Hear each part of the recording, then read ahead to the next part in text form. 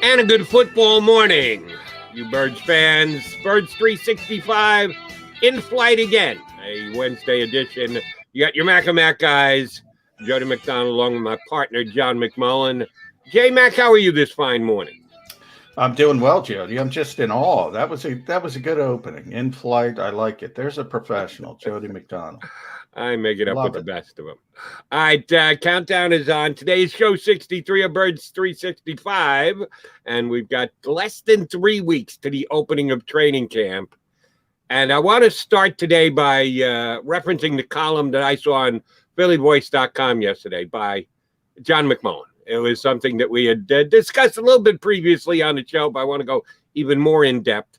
The announcement came down for Hard Knocks on HBO this year, and will once again be the Dallas Cowboys. They have been on the show more often than any other team. No one should be surprised by that because Jerry Jones knows how to promote so far, and more so than anyone else in the National Football League. And the bent of your article was about, did the Eagles miss out on an opportunity here? They were not obligated to do it. They had a pass because they've got a new coaching staff this year. And like or dislike Nick Sirianni, I think he's a guy with a lot of personality who would have made a fun leader of a Birds 365-driven Hard Knocks for this upcoming season. But the Eagles not only decided to take advantage of that they had an out for this year's Hard Knocks, they have never done a Hard Knocks in the existence of the show. This is their 16th season since they got underway. How much of an opportunity was missed here? I know you said in the article you couldn't find out if opting in was an option, that you could suggest, yeah, we'll do it. You could volunteer to do it. Yeah. You couldn't even get an answer on that. I did read one article that speculated that the Jacksonville Jaguars might be a team that would do the same thing with their new head coach and their new quarterback. They could grab some pretty good attention. How much of an opportunity did the Eagles miss out on here? Well, none from their perspective, because they didn't even know there was an opportunity, which is kind of what I said. And by the way, that was the most interesting thing, because when you brought it up last week, Jody, that's when I kind of dove into it. And I said, yeah, that is interesting. And I contacted the league. I contacted a number of people at the league, and I said, hey, can you still opt into this thing, or is it? And nobody knows. Nobody knows, Jody. So it's become this sort of inertia. Like, if you're not eligible by the legislation, which, as you mentioned, is rookie head coach or first-year head coach, you're out. If you made the playoffs one of the past 2 seasons, you're out. If you haven't been on the show in 10 years, you don't have to go. If you have been on the show in the past 10 years, you don't have to go on again. So those are the 3 major sort of things they put in there. Because back in 2013, that's where it started. Nobody wanted to do the show, Jody, and they had to put these things in there. But they said, we're going to force you if nobody volunteers. So that's where I got, well, can somebody volunteer now?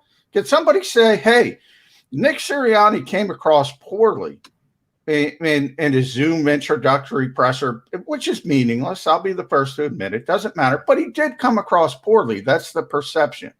The perception is that in around nationally, more than locally, that Jalen Hurts is sort of a placeholder. We've talked about the early mock drafts, Jody, and everybody's got the Eagles picking in the top 10. Everybody's got the Eagles picking a quarterback, which tells you 2 things. 1, they're going to stink, and 2, they're going to need a quarterback because they stunk. So my point is, you could have gotten on this show. People could have seen Nick Sirianni in a comfortable environment, which I've seen him, albeit limited, but much more comfortable. He doesn't look like a disaster in waiting. He looks like he understands what he's doing. And then you have Jalen Hurts, who comes across great to his teammates, and we talked all about that. I think it would have been great for this team in the short term. Hey, this has been a marquee team. This is what I wrote in the column, Jody. This has been a marquee team for years. They have 2 primetime games. 1 is legislated. Everybody's got to be on Thursday Night Football. And who do they get on Thursday Night Football? The Tampa Bay Buccaneers, Tom Brady and company. The other primetime game For the Philadelphia Eagles, only 2. Dallas Cowboys, Monday night. Who are the marquee teams there? Who's carrying the Eagles? The Eagles aren't carrying Tom Brady. They're not carrying the Dallas Cowboys. This is no longer a marquee team. This was an opportunity, if it was available, which I can't even confirm, for this team to get back on the right track, back to being the marquee team that's going to be on prime time 5 or 6 times or whatever.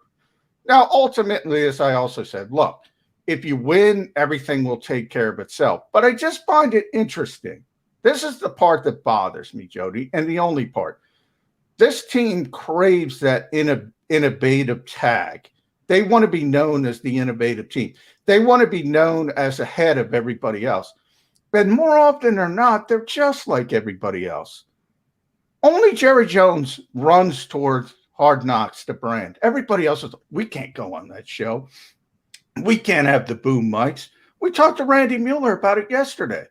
Oh, the competitive advantage. Come on. Think, if you want to be innovative, think innovative. And the reason why, again, and you couldn't get a definitive answer one way or the other. So there's the possibility you could opt in if you so choose. We don't know if that's the case. We don't know if it's not the case. So you can. Nobody wants to. So nobody knows. Nobody wants to. Here's the reason why it bothers me in the Eagles case and with anyone else who chose to just go along with the criteria they put in place. You have final say in editing. Yep. And I know that was not the case early on, because I remember it might have been the very second year, might have been the first year, as a matter of fact. Were the Ravens the first one? They were either the first or second, and Tony Ravens were the first. Cowboys were the second. Cowboys were year 4. Cowboys were on 2 of the first 4 years. Right. And it became pretty clear, like, nobody wanted to do this show. And then a little bit later, they said, if we're going to save the show, we need more variety. And that's when they put the rules into place. They did. And one of the rules that wasn't in place when HBO first started this was that you had editorial control. When I say you, I mean the NFL team. That if something was said that was recorded, that you said, no, we can't air that. That would give us a competitive disadvantage. You can't use that stuff. You have someone who's in the editing process with HBO, and you can say, yeah, no, we can't air that. I'm sorry. Hey, no matter how good you think it is, we're not allowing you to do that. It's got to be a cooperative venture between HBO and the team. But it sounds like they give you the last say. You can tell what's on the cutting room floor. So if there is something there that you think that if someone else got their hands on would actually hurt you in an upcoming game during the season, you could say, take that out. So where's the downside? You're right. It's about showcasing your team. Yeah. If you believe you're ahead of the curve and you're innovative, you've got a chance to show that on this show. So the Eagles and or anybody else, if nobody wants to do it, I can't understand why. If anything, you can use it as a vehicle to promote your team. And I think the Eagles should have done that this year. And once again, Jerry Jones has beat them to the punch.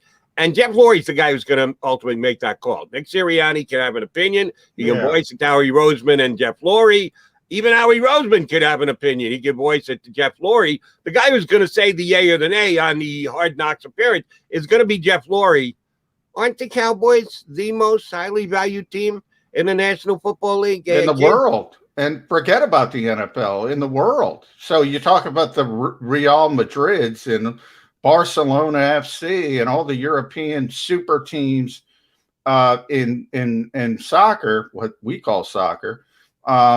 They're everybody. New York Yankees, they're ahead of them. It doesn't matter who you're talking about. Forget about their peers.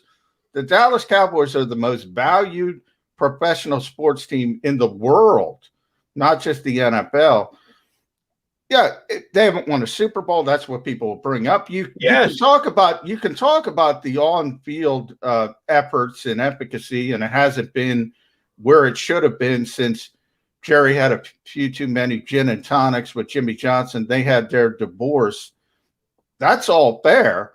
What's also fair is to say, from a business standpoint, this guy's the most powerful owner in the league. He has been for a very long time. I think people don't realize that.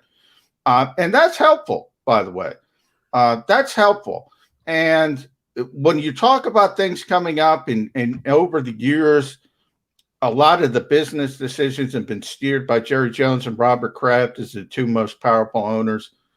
You know, if you want to be innovative, Jeffrey, forget about assistant wide receiver coach. Go do something with the NFL and become as powerful as Jerry Jones and Robert Kraft. That will help the Philadelphia Eagles. Right. But as you pointed out, and I'll further hammer the point home, if Robert Kraft is one of the most influential owners and the New England Patriots are one of the most valuable franchise, that's well understood. All they do is win Super Bowls. Now, they might have a tougher time doing it without that Brady guy, but up until this point, the last couple of decades, they have absolutely ruled the National Football League on the most important field. That's the field of play. The Cowboys haven't won, let me choose the right word, diddly in 2 decades. Yet the valuation of the franchise keeps going up and up and up and up. Wonder why? Because Jerry Jones is as good a marketer as there is in all of sports, any sports, not just the NFL, any sport. And that's why the valuation of his franchise, the value keeps going up. Why couldn't Jeffrey Lurie take a page out of Jerry Jones's book? Does he really believe they're going to give away trade secrets on Hard Knocks? Yes. And by the way, and that's my problem. Because you asked, and again, I'll go back to this. Did the Eagles miss an opportunity? No. In their minds, there wasn't even an opportunity. They were eliminated from the pool. They're not going to make the extra call. They're not going to volunteer. They're going to say, we're not up for this. So we don't have to make that decision. So from their standpoint, there was no lost opportunity. And I get that.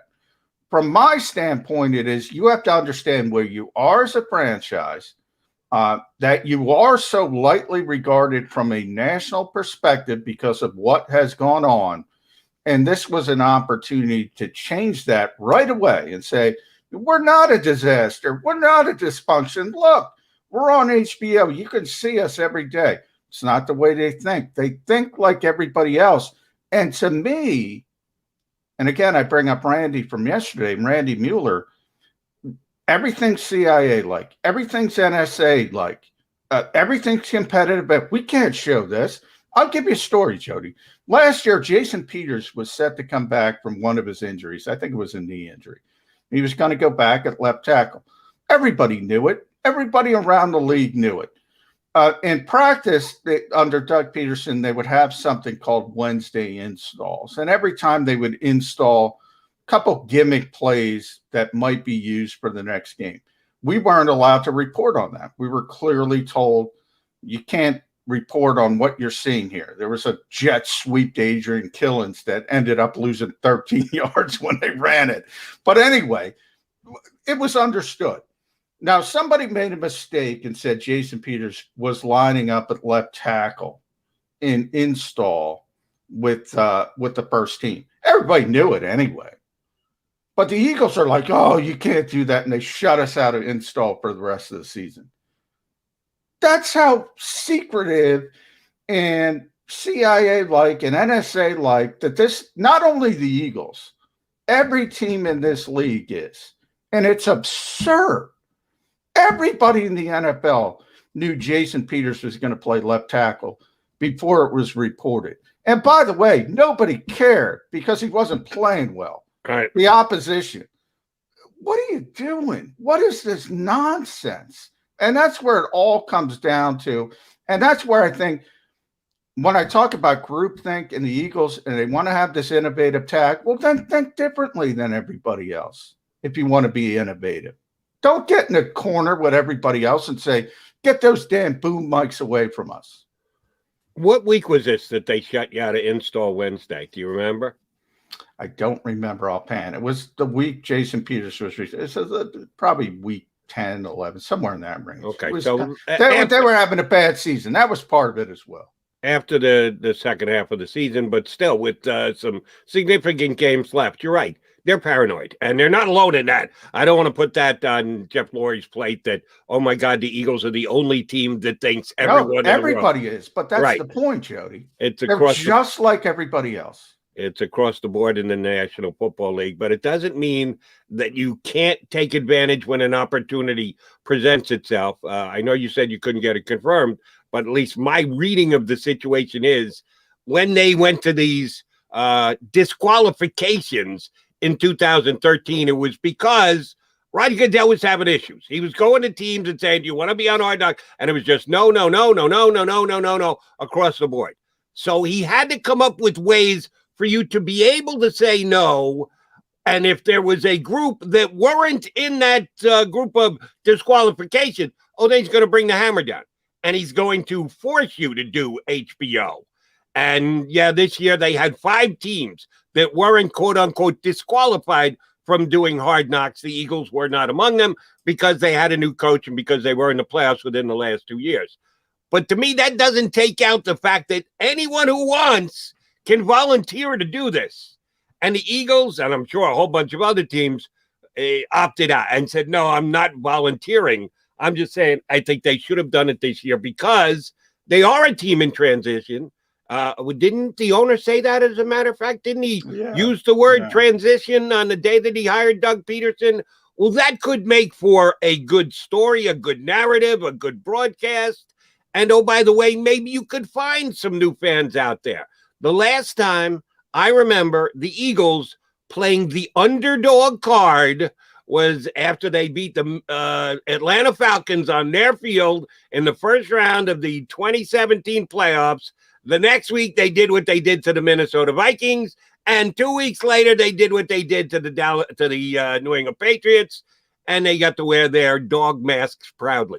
Well, coming into this season, whether they want to admit it or not, and I think calling yourself a transition team kind of admits it, they're an underdog, and they could play the underdog role. And Nick Sirianni could use that in meetings with his players to try and pump them up and motivate them. Well, what better way to do it than on a national stage? As John McMullen just pointed out, they're not getting a national stage this year. They got all of 2 primetime games. So why not take advantage of a national stage, hop on HBO, be the Hard Knock squad of 2021? Yes, I will continue to beat the drum that the Eagles missed out on an opportunity. And just the fact that it's the Cowboys who are doing it again just makes it that much more difficult. Well, remember, I will say the Cowboys were eligible, but they don't want the Cowboys because they want somebody else. They want different. Fresh blood, yeah. Yeah, they want fresh blood. So I would say, Jody, that show will be canceled before any NFL team other than the Dallas Cowboys volunteers for it. I will say that. Nobody's volunteering. Nobody is stepping up and picking up the phone and saying, hey, Roger, don't worry about the rules. We're going to do this for you. Nobody's doing it. Nobody's doing it. And you're right, this year, you talk about the underdogs. The underdog thing, the underdog mask thing, and I've said this forever, is a bunch of bull you-know-what, Jody. What are you talking about? There was only one reason the Eagles would have been favored against Atlanta, Minnesota, maybe not New England, if Carson Wentz didn't get hurt. They were a really good team who happened to lose their quarterback and became an underdog because of that. They are underdogs now because everybody thinks they stink. There is a big difference between those two things. They would have been favored against everybody with the and they might have been favored, to tell you the truth, against New England. If Carson Wentz continued to play well, they probably would have been favored. That underdog crap was crap. And during that run, they were a really good football team. The underdog stuff now, they're underdogs. They're underdogs because people think they stink. Well, if it comes down to what people think, the most important people in labeling an underdog are all the wagering outlets. But they were actually underdogs in those games. Literally, but you can read, correct. Am I correct or incorrect? You tell me. If Carson Wentz doesn't get hurt, are they favored over the Atlanta Falcons? Probably, yes. Probably. Yeah. At Lincoln Financial Field? Probably. Well, here's the one thing we don't know. Was Carson in those last 4 regular season games going to play? Could have been worse than Nick Foles. But people forget Nick Foles was awful. Yeah, Nick really wasn't. In the regular season. He really wasn't all that good until the playoffs actually started. You were correct about that. He wasn't not good. He was awful. And everybody was panic-stricken. That's the reason they were underdogs. Same thing with Minnesota. Minnesota had a good team. But if Carson Wentz is healthy, the games at Lincoln Financial Field, they're favorite. Come on, Jody. You've been around for a long time. I get that, John. But in the locker room, when you're making those speeches and you can hear it on the radio, on television, read it everywhere, you're an underdog. You're an underdog. You're an underdog. That's the reality of it. They were underdogs, and no one will ever know how much mentally it lifted them, how much they leaned on that, how much motivation they got from it. That's part, just the way it shook out. I give Doug Peterson all the credit in the world for using that and manipulating people and using that to get people. They believed it. I'm just telling you, it was crap. And he knew it was crap too. Doug knew it was crap. He used it. And God bless him. He did a great job with it. Well, and I would have liked to see the Eagles use it coming out of the gate this year, but it's not going to be used on Hard Knocks. All right, we'll continue the Birds conversation because we've got a outstanding Birds reporter. He's been doing it for years for KYW and WIP. Ed Benkin joins us next here on Birds 365. I get scared sometimes. Of a lot of things. Joining in. Decisions. The dark. The dark. But I once heard someone say, but as I always say, it's okay to be afraid. As long as you face the fear. And keep moving forward. Wherever you are in life, count on the name trusted in insurance for over 80 years. Independence Blue Cross. The savoring taste of a good bag of beef jerky is so enjoyable at any time of the day, as long as you can find it. Here's what we suggest. Pure Bull Beef Jerky is our answer, and soon it will be yours. Locally produced in the Philadelphia region, this high-quality, healthy protein snack is easy to secure. Go to steersnacks.com, and you'll see hot garlic, tropical heat, Pure Bull dry rub, and our favorite, Huck and Fod. What's that? Huck and Fod. Go now to steersnacks.com.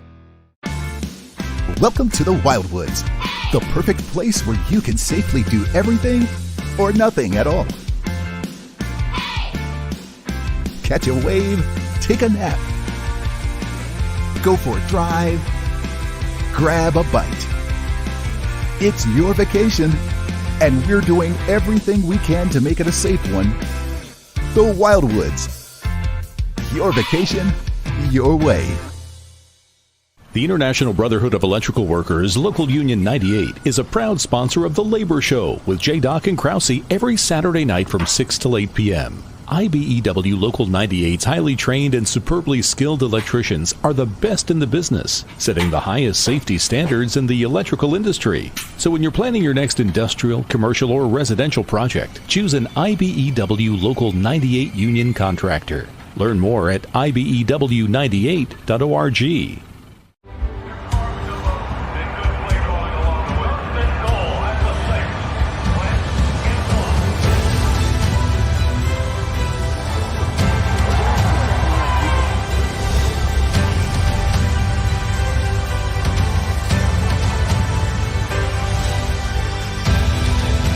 Field of life, First Trust Bank is there for you.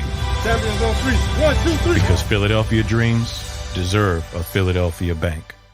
This is a key. It's a family tree. It's a pair of wings. It's a secret handshake. And a ticket to anywhere in the world. It's more than a uniform.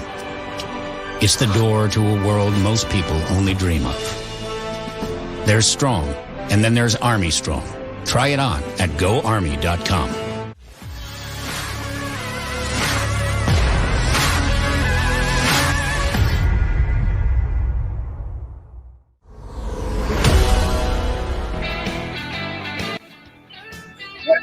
When you hear on 65 with my partner, John McMullen. We're going to go Eagles in depth the next show. Stick around with us. John, I'm glad to say that we are not the place that people come to retire. After guys get a new location, a new working outlet, they jump aboard with us. Let's see who we had of late. Paul Domowitz came on. Les Bowen came on. And now a guy who's been covering the Birds for KYW and WIP for years, and he's going to find a new spot to cover him for this upcoming season. Ed Benkin joins us here on Birds 365. Eddie, how are you? Good, gentlemen. I feel pretty flattered hearing the guys who retired and stepped in before me. So I feel pretty optimistic now. It looks like I got a pretty good lead to go forward with.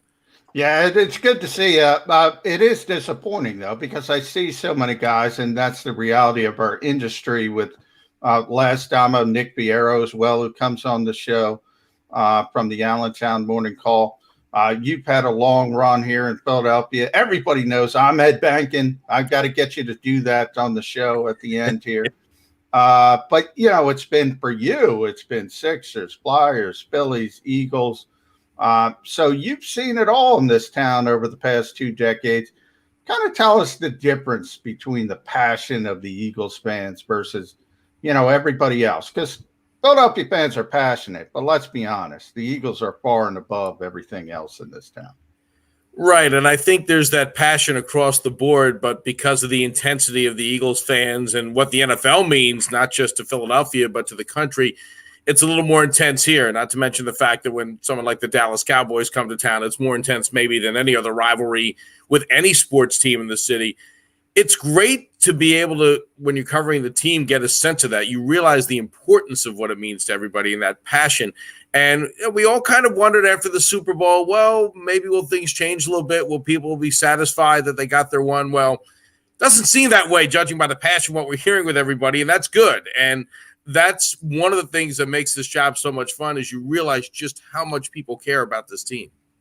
Eddie, I'm glad you're saying it makes this job this much fun, because I'm going to ask you to kind of paint that picture for us, for our Birds 365 fans. Your job is to get as much useful information out there, add a little opinion where you can, about the teams that you cover. And as John mentioned, you covered all of them here in Philadelphia over the last couple of years. Give me a comparison between the Eagles and everybody else in the way they allowed you to do your job, the way you thought best served your audience, to be able to get that information, to be able to let people know it's actually happening on and or off the field with the organization. How did covering the Eagles compare to covering the other teams in how they allowed you to do your job, how they let you get what you needed to get done to serve your listeners? Well, first of all, and this is without any disrespect to any of the other sports or teams, the NFL allows more media than a lot of the other teams do because there's such a demand. And John, you and I know, being in that locker room so much, there's more people in the locker room at an Eagles practice during the week than at a Flyers game or a Sixers game during the week. So there is that demand. The people have the appetite for the NFL in general 24/7. That's why we have all these shows during the week. And that's why there's an NFL network. Jody's Birds 365. Thank you very much. Jody's quite, you guys are quite familiar with that as well. It's a 24/7 passion, even in the off season. People are talking about the draft. People are talking about training camp even before you get there. And that's what makes it, I think, a little more unique. So because of that, there's a lot more coverage allowed. And we're in the locker rooms, and I think John can attest to this too. We've been very fortunate. A lot of these players we've covered the last several years, and I tell this to my class at Rowan, my sports broadcasting class, it's a business. It's business. You go into your office, you talk to people in your office. We were able to build a lot of strong business relationships with the Brandon Grahams and the Jason Kelsey. So the combination of the appetite for media for the NFL, the way the Eagles allow us to get into the locker rooms and do our job, and their PR staff and the players, and building those relationships really made that a little more unique and allowed me to get a lot of that information, because you may build some of those relationships and find out some things that maybe you wouldn't have found out if you didn't have time to work with some of the other teams. Yeah, and that was what was so disappointing about last season. Obviously, everything turned into the Zoom virtual world. What we're doing right now, essentially, and we'll see, things are going to shift. We're going to have on-field access at training camp at least, and they're still haggling over what's going to happen during the regular season. But so things are getting slightly back to normal. a kind of difficult question because we're all apart. We've all have been apart for so long, but you've gotten back into it with other teams at least a little bit. Do you sense there's not as much juice this time around? I mean, it's a team coming off a bad season, number one, and then you shipped away from Doug Peterson, Carson Wentz, so you have a lot of uncertainty. Do you sense a little less juice this time around? A little bit, only because of the fact that even though people could see the warning signs last year, when you go back to the Super Bowl year, there was a sense the year after, hey, from the fans, let's try to repeat. The year after that, let's at least get the division title, get to the playoffs. So it was a step down year after year, but there was always a sense, hey, this team could still be playing football in January, even before the start of last year, as bad as the division was. And I think everyone understands it. It's an evil word for the Eagles, rebuilding, retooling, however you want to phrase it, that this team is obviously, you can at least say, in transition right now. New coach, new starting quarterback, who started at the end of last year, obviously, and a lot of changes. And the process, I think, of starting to move out some of those veterans has happened over the last couple of years, and you'll see a more intense movement of that in the next couple of years with some of those Super Bowl core guys. So I think the combination of that and everybody in general still recovering from this awful pandemic maybe kind of changes the dynamic a little bit going in. All right. We are in the downtime of the National Football League calendar. Finished up all off-season workouts, waiting the couple more weeks before camp kicks in. So the only thing that we have to discuss is our prognostications, what we think is going to happen based on what happened last year, based on what you think is going to be stepping up or stepping back. I need to ask you about one particular Eagle player, Ed. I've been really surprised by those who are generating opinions during this downtime on what others outside of Philadelphia think of Miles Sanders. I thought he had a pretty damn good year last year. At 5.3 yards per carry, he was the fifth best running back in the National Football League. 5.3 is the fifth best number. And yes, you can't compare total yards because some teams run it a hell of a lot more. And Miles Sanders wasn't the only back who got the ball here in Philadelphia. So I think average yards per carry is the best way to decide what kind of a season a guy had. And at 5.3 yards per carry, he's fifth best in the league. No one has him ranked as a top 5 back. No one has him ranked as a top 10 back. Pro Football Focus has got him 19. And Maurice Jones-Drew, ex-NFL stud running back, now analyst for the NFL Network, ranked him deep in the 20s of NFL running backs. Are they dismissing and disparaging Miles Sanders in their evaluation issue? I think they are in some ways. I think the bigger concern, and this is based on last year, was he was banged up a lot. And players get hurt in the NFL where you have an injury that knocks you out for 6 weeks. But when you have a guy, especially his size, with those nagging injuries, a hamstring here, an ankle here that doesn't go away, I think that's where the concern came from. I agree with you that I think a healthy Miles Sanders is just fine and dandy in the Eagles' backfield in this era. See Bills Chiefs AFC Championship, where you're not going to throw the ball that much anyway. But you can get enough out of a Miles Sanders, not just as a back, but almost as importantly, catching the ball out of the backfield, that, yes, as long as he can stay healthy, you can say that about anybody, and maybe you need someone else to help take the tread off the tires. This isn't Saquon Barkley in New York or Ezekiel Elliott coming back in Dallas, who's going to carry a heavy workload. That would be the only concern, maybe the durability side with his size and the pounding he's taking in the NFL.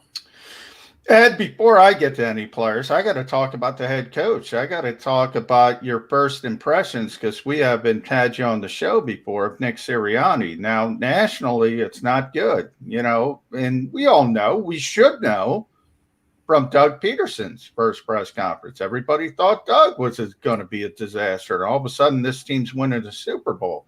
So it's not meaningful when people make those splash judgments on a guy after, and this wasn't even a real press conference, it was a virtual press conference. So understanding it's not fair, there is kind of a rah-rah and whatever you want to call it. Very excitable guy, and that's going to rub some people the wrong way if you don't have success. Do you think that's something to be concerned about, or is it overblown a little bit? I think it's overblown a little bit. I do think that all that rah-rah stuff is great. You have to go out and perform. It's great that he has all this energy. The first press conference was not a great impression, but as you said, I'm not going to judge the guy's tenure on one press conference. Like any coach, everyone from Rich Kotite to Andy Reid, I say give him a chance before you judge. One of the things that impressed me with him early, though, was when he came to the players with all this talk about what's going to happen with OTAs, what's going to be mandatory, and he said, everyone, I want to listen, I want to learn, let's work something out so we can get this done together. And Brandon Graham and Jason Kelsey talked about how he came to the middle, how he compromised. So how he does in the field ultimately will be how he's judged. But he took a big first step in getting that rapport with the players, particularly the veterans who he needs to get everybody to buy in. That's a big first step going into training camp. So the jury will be out until he starts coaching, but at least for the player relationship standpoint, I think that was a huge step in the offseason. And here's one thing that I don't know, and I don't know if you know either, but I'll ask you to give me your best guess scenario and or healthy speculation.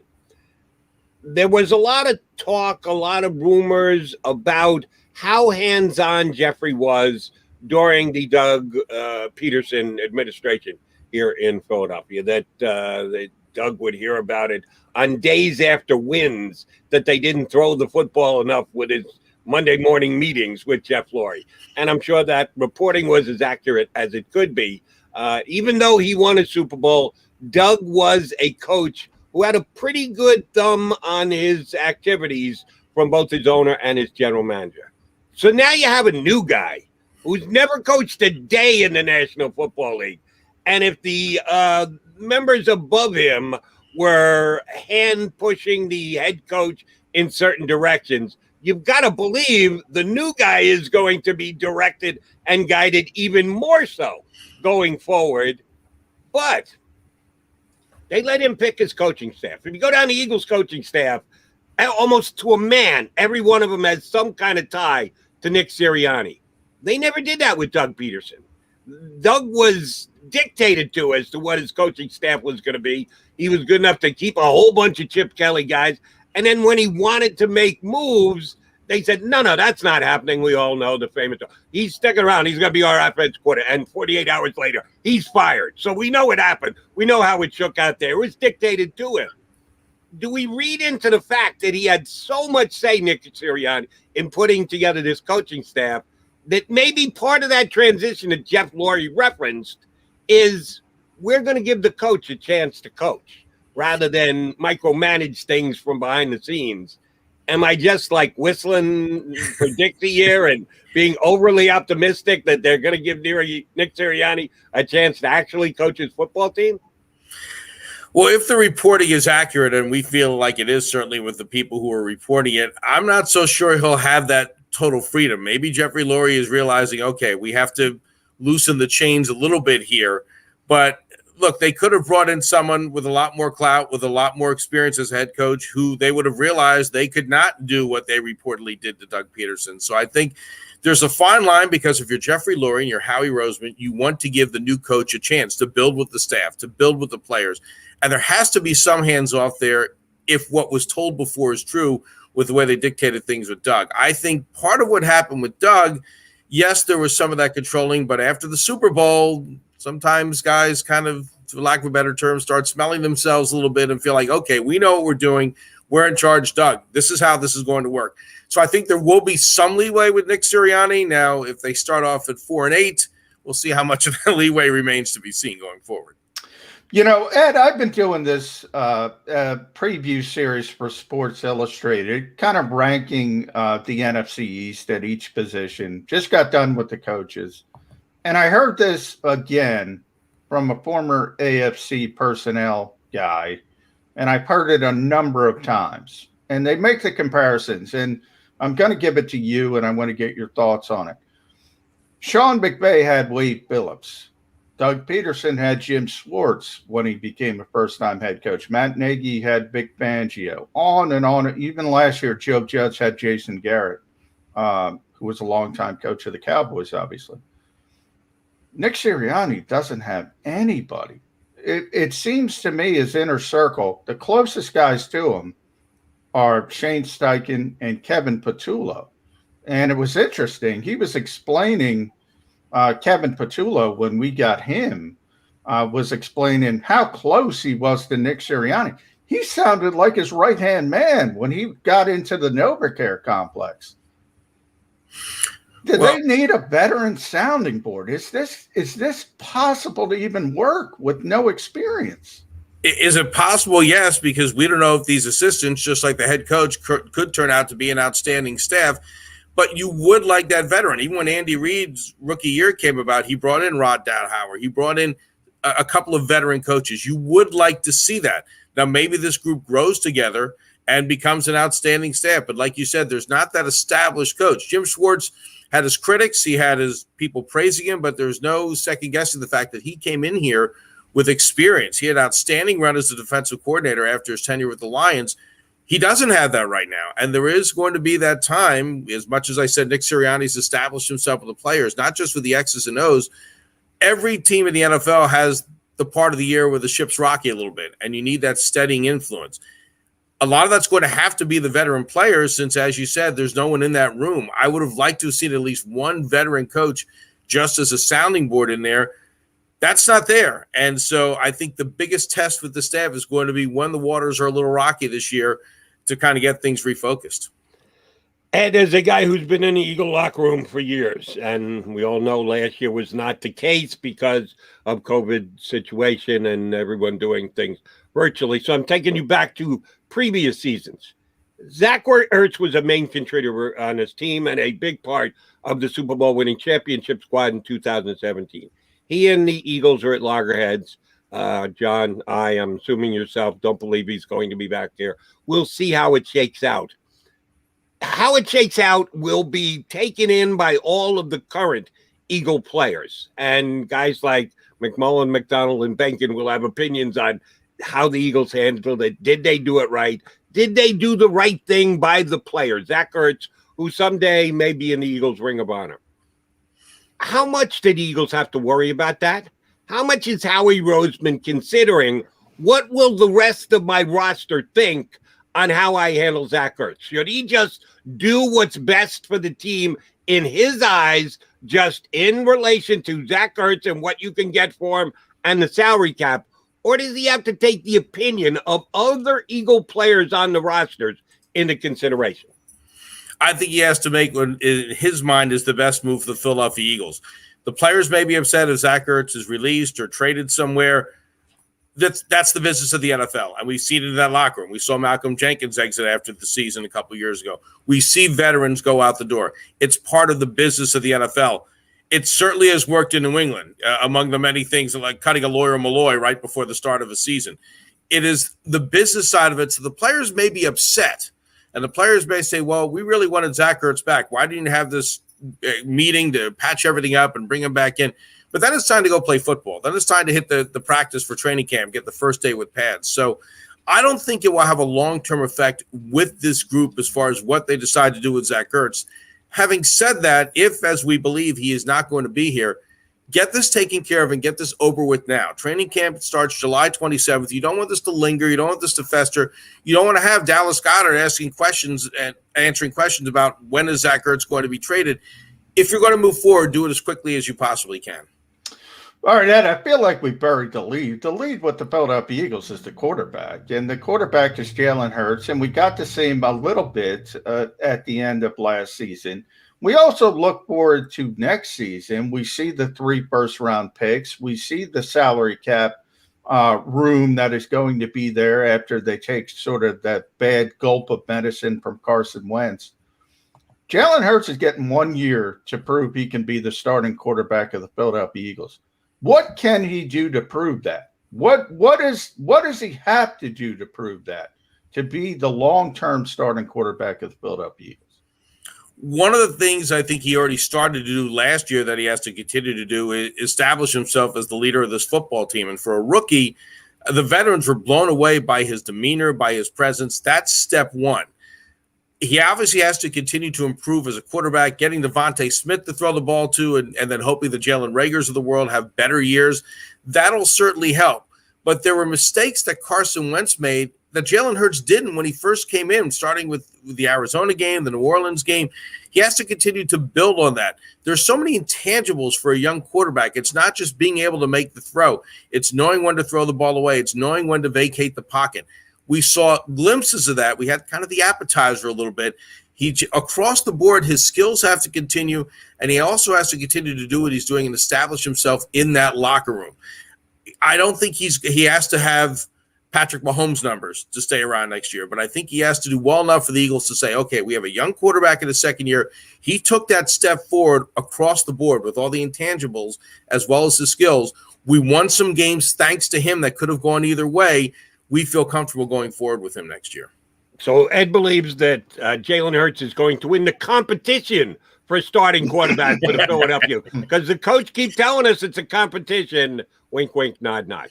I want to go to a place where I actually do believe there is a competition, and that's the starting left tackle. We get a bunch of guys on here, and everyone gets to give us their choice of the two. Jeff Stoutland will decide it more so than anybody else. So everyone always wants to hear what Jeff has to say about left tackle, because it's probably going to come down to his call, and it should. We've got Andre Dillard, who was a first-round draft pick, a pick that the Eagles moved up to make Andre Dillard, who's had injury issues and inability to move when they asked him to go to the right side, looked pretty damn bad. But he's back and healthy, and he's at his natural position left tackle against Jordan Mailata, which is one of the best Eagle flyers over the last couple of years. 7th-round pick who's come in and grown before our very eyes. Who's going to win the competition at left tackle, Ed Benkin? And this is assuming Andre Dillard's healthy, of course. Judging from what I saw last year and what I saw from Andre Dillard before he was shut down, I'm leaning towards Jordan Mailata. Jordan had some rough moments. He had some very good moments last year, and when he had his rough moments, he knew they were rough moments. He corrected his mistakes the best he could. The trajectory continued to go upward, and I think he can continue to get better after pretty much a year of getting that time finally on the football field. Andre Dillard, first of all, he has to be healthy. The thing that concerned me before he was hurt, John knows, we were watching OTAs, we were watching training camp. He didn't look so good. And he has yet to show me anything that makes me think, okay, he not only can be a productive tackle in the NFL, but that he could be the starting left tackle, the blindside spot for somebody in the NFL. Mailata did enough last year to make me say, okay, I've seen what this guy can do. He's going out there. He's made his mistakes, but he also performed well. There were some games where he played as well as anybody in that position, as we've seen before Jason Peters started to get old and started to get injured. So right now, to me, it's Jordan Mailata's job to lose, because he's got a bit more of a resume right now on the field than Andre Dillard has. All right. The biggest concern, Ed, with the Philadelphia Eagles seems to be the corner spot opposite Darius Slay. And Darius and Steven Nelson were kind of going back and forth on Twitter a little bit yesterday. By the way, Steven Nelson, his Twitter handle is at Nelson Island. I think he should change that.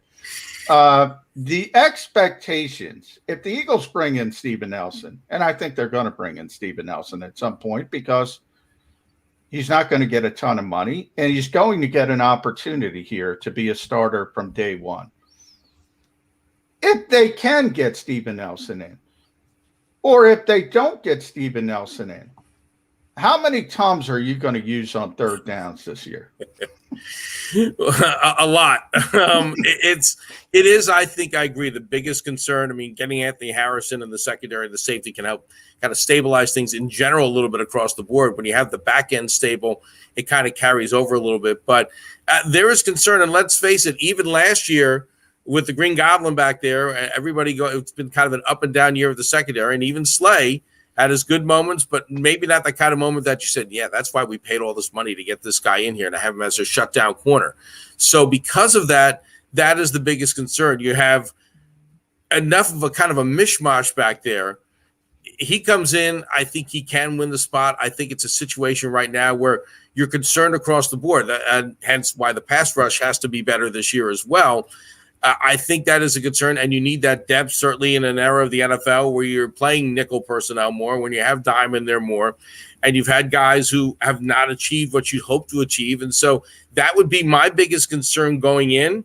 And having said all that, Darius Slay has to play like the shutdown corner they hoped he would be when they brought him in last year.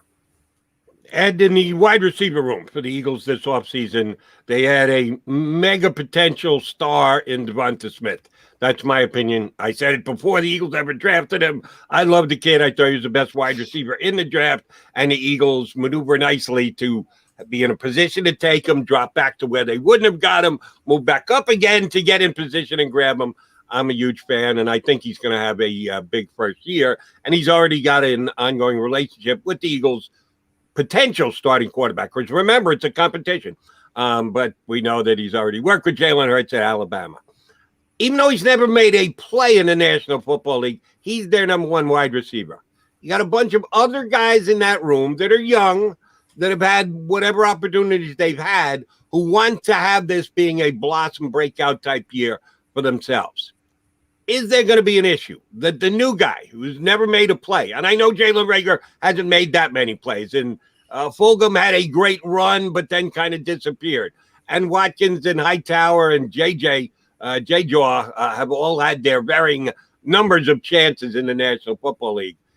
Is it a good or bad thing that a new guy's coming in, a rookie, looking to be the number one wide receiver this year? How did the other guys in the wide receiver room respond? Well, I don't think it'll be a bad thing if he produces, and I don't think they'll have anything to complain about if, as you said, and I agree, Devontae Smith turns out to be as good as we think he is going to be. I think if you're the other receivers in the room, you have to look at this and put your ego by the door and say, okay, let him catch his 12 catches during the game, because if Devontae Smith starts producing like we think he is, think he will, you're going to see more coverage go his way. You're going to see more single coverage of your Jalen Reagor or some of the other Eagle receivers. When you have a star at one spot, it can open up opportunities for you if you're one of the other receivers. And, you know, for a guy like Arcega-Whiteside, it's now or never. You've got guys who have to do something this year. When you have a star receiver who the Eagles obviously did not have last year, you had balance in the Super Bowl years, certainly, and you had a guy like Alshon Jeffrey, who his first year here was tremendous, then it draws attention away from some of the other guys. It also opens up things for the tight ends as well. So I think that's the key. If you're the receiver, you better not worry about whether he's going to catch more passes than you. You better say, hey, this guy getting open, this guy making an impact is going to make me a better receiver, because it's going to change the way other teams cover me and in general how defenses play against the Eagles. Ed, last one from me. And I want to mention before I ask Ed this, because it is summer beach season, and Ed wrote a book, The First 50 Super Bowls, How Football's Championships Was Won. So I encourage everybody to pick that up. It's a great read. I've read it. So everyone do that. Ed, you've been in this town for almost 2 decades covering pro sports, KYW, WIP. I always say this. I asked Les this. I asked Damo. I asked Nick. When you talk about the Eagles, I'm taking the Super Bowl off the table because that's too obvious. Give me the most exciting moment, the most interesting moment you covered when you were doing the Philadelphia Eagles. Are we talking in the media room, or are we talking? Well, no, we're not talking about that's a whole show for another day. Yeah, that's a whole nother show. Well, let's keep it on field. I think the saga that happened a little bit with Chip Kelly was incredible to cover towards the end when he's saying, I'm in charge, I'm not in charge. It was kind of like, let's look back at the press release from the year before where he said he's in charge of personnel. That whole soap opera towards the end where you could see a building. That was when I say it wasn't easy for fans, but it was interesting. As far as games aside from the Super Bowl run, I think that the last day of the season, when 50 things had to happen, and then they went out and murdered the Cowboys to get into the playoffs and then make a decent run that year to get to the NFC Championship game, including beating the Giants up at the Meadowlands, who were a 2-loss team and a big favorite. That run was fun because, as we know in the NFL, sometimes the unexpected happens. We're sitting there that day at 3:45 making plans to cover the end of the season news conference, and then suddenly you're on a plane to Arizona 3 weeks later. So that's all part of the fun of the NFL, is that you never know what's going to happen. It's a week-by-week drama. As far as what happened on the field, that was one of my more memorable moments when we went from preparing for the end of the year for them in 3 hours to following them all the way to the championship game. All right, I'm going to take you into the press room, press box. I'm going press box specific. On Sundays, covering the Eagles, game time can range from 1 o'clock and you're eating breakfast to 4 o'clock to a night game.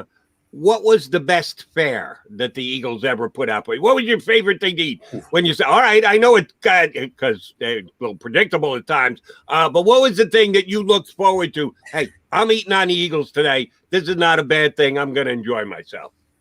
Well, from what I can remember before it was gobbled up by everybody else in that meeting room, John and I know you better be first in line if you get there. I personally still loved the Sunday at 1 o'clock games and getting there. Yes. Getting there before the traffic hits at like 9:30, getting to the omelet station upstairs and having my little egg white omelet prepared with all the fixins and getting my free cup of coffee and just sitting. I never took it for granted sitting there. Yes, the food was great, but also having my Java, looking over the field 3 hours before game time, thinking, yeah, this is fun. I could keep doing this for a while. We never took it for granted how lucky we've been. But as far as the bill of fare, I would say the fine omelet station would rank at the top, and that's also another reason why I like those 1 o'clock games. Yeah, Ed's right, but I take it for granted. Where's the omelet guy when he's not there? That's my first thing. And I remember getting some of those omelets and then being vilified by some of my fellow media members when I would put ketchup on it. They'd say, you can't do that. That's a nice omelet. Why would you put ketchup on it? Always put ketchup on it. Yes, nothing wrong with that. Spices up a little bit, fine with me. Maybe a little bit of the hot sauce, too. All right, give us a sign-off, Ed. Give us an Ed Benkin sign-off. On Birds 365, I'm Ed Benkin. Birds 365. Oh, I almost slipped there. See, I thought he was going to go KYW for us. Yeah. I could have Daddy. I have to actually see if I can legally do that right now. So we're glad you didn't. Glad you didn't get in trouble. We're also glad that you came on with us today. If you don't mind, we'll tap into you from time to time during the upcoming year. Thanks for doing it, guys. My pleasure. Thanks so much, and I'm sure I'll see you at some point down the road.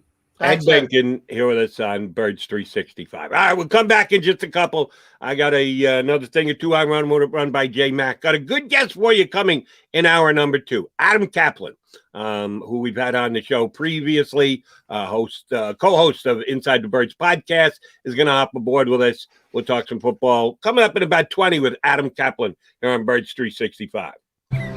I get scared sometimes. Of a lot of things. Joining in. Decisions. The dark. The dark. But I once heard someone say, But as I always say, it's okay to be afraid. as long as you face the fear. And keep moving forward. Wherever you are in life, count on the name trusted in insurance for over 80 years. Independence Blue Cross.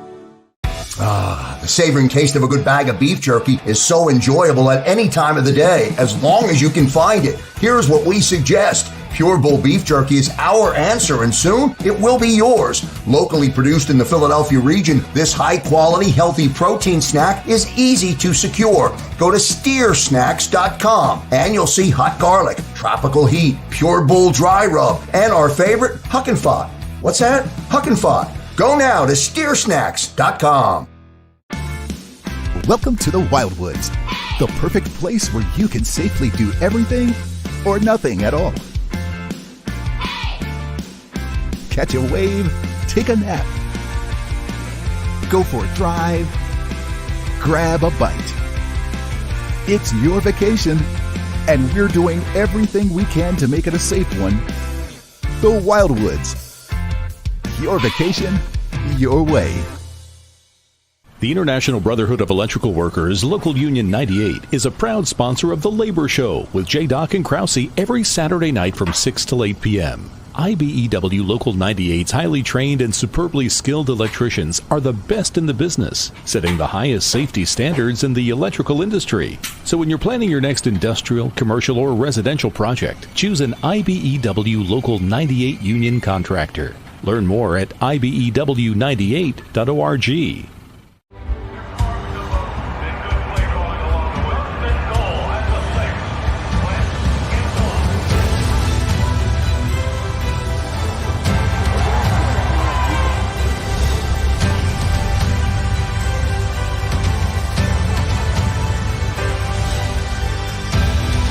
On the field of life, First Trust Bank is there for you.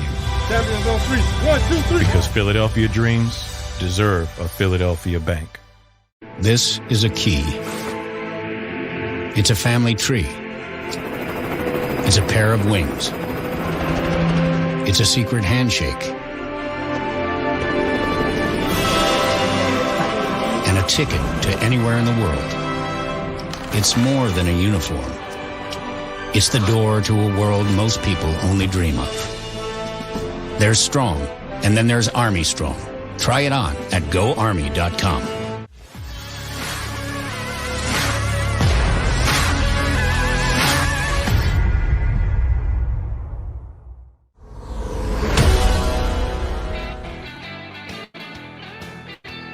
Thanks, Daddy Benkin, for joining us here on Birds 365. McMullen and McDonald rocking into hour number 2 with you. As I mentioned, our buddy out of Kaplan is going to join us coming up in about 20 minutes. NFL Insider, Sirius XM, and Inside the Birds podcast. I asked you, John, before about the article you put up on Philly Voice about missed opportunities for the Philadelphia Eagles if they had the chance to be on Hard Knocks, which we don't know if they did or didn't, but if they did, both you and I thought it might be a good idea, maybe me a little more strongly than you, but it's now water under the bridge because Jerry Jones is once again going to be featured nationally. There's national appeal, and then there's local appeal. I want to ask you a local question again, because I've seen on a almost day in, day out basis over the last couple of weeks, the announcement of how many team practices are going to be open to teams' fan bases.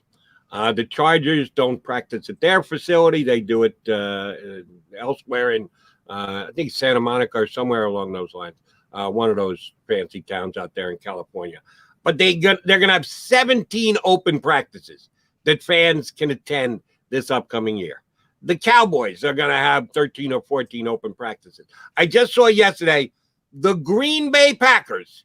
And oh, by the way, they've got some things that they'd probably like to keep under wraps as of right now, are planning on having double digits, 12 and 13 practices, open to the public and for Packer fans to come in and judge for themselves. The Eagles are having 2. And they've done this the last couple of years since they said they're no longer going to a college campus to have their training camp. They have limited the practices for the fans. Now, you as a member of media have more access, but even your access is limited. You get a period of time that you can go in and you can watch, and then they go, all right, everybody out of here. Now we'll do stuff that's really important, that there's no watchful eye over us. Again, the Eagles limiting their exposure. Don't know if it's because of groupthink of the National Football League that, my God, we can't let anyone know what we're doing. But are they missing the boat? Are they selling their fans short by not letting the fans inside, behind the curtain, able to judge for themselves? Are the Eagles selling their fan base short? Yes and no. I mean, obviously they are. There are logistical problems, and the fact that the NovaCare complex isn't big enough. Like some of these facilities, the Star in Dallas being one of them. It's interesting to me because Jerry, again, people are going to get mad because I'm giving Jerry Jones credit. He understands these things. He's got this brilliant facility that has a hotel on it. It's almost like a mini city in its own. And oh, by the way, he's going to spend half his time in California to still get the fans involved, as he has done for years pre-pandemic. So he's going to go back and forth. A lot of these teams have these facilities where they can bring the fans in. What is pretty much ending, there are a few holdouts, and you mentioned some of them that still go to college campuses and still talk. Andy Reid's been one of them for years as well. Talk about the camaraderie and building relationships. But it's also more difficult now for 2 reasons. One, you got to move. You got to bring everything with you. Randy Mueller said that yesterday as well. You got to bring weight rooms. You got to bring, medical rooms. You got to shift everything to a different environment. That's number one. Number 2, you're not there as long, so it doesn't make as much sense to do it because everything's been scaled back so much. That's true. So that's part of it.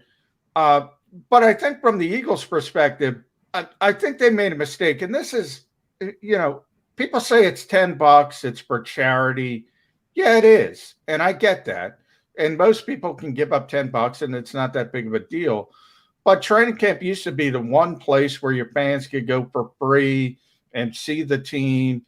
And they do have 2 open practices at Lincoln Financial Field.